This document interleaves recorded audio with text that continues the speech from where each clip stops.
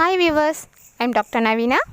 இன்றைக்கி நம்ம என்ன பார்க்க போகிறோன்னா gargling. இந்த gargling எப்படி பண்ணணும், இந்த gargling பண்ணுறதால என்னென்ன நன்மைகள் நமக்கு கிடைக்கிதுன்னு இந்த வீடியோ மூலமாக தெரிஞ்சுக்கலாம்.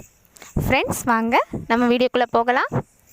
ஃபஸ்ட்டு இந்த gargling எப்போ ப்ராக்டிஸ் பண்ணணும்னு பார்க்கலாம். டெய்லி மார்னிங் நம்ம ரெகுலராக ப்ராக்டிஸ் பண்ணலாம்.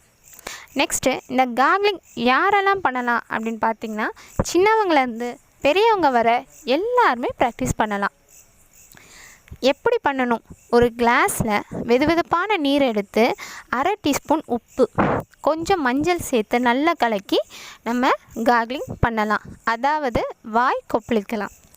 இது பண்ணுறதால என்னென்ன நன்மைகள் அப்படின்னு பார்த்திங்கன்னா, ஃபஸ்ட்டு தொண்டை வலி, தொண்டை புண், தொண்டை எரிச்சல் எல்லாம் சரியாகுது.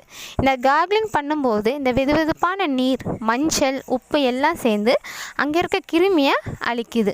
அது மட்டும் இல்லாமல் pH லெவலையும் மெயின்டைன் பண்ணுது.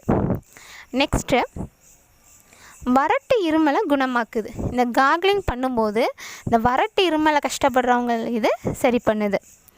நெக்ஸ்ட்டு வாய் துர்நாற்றம் போக்குது.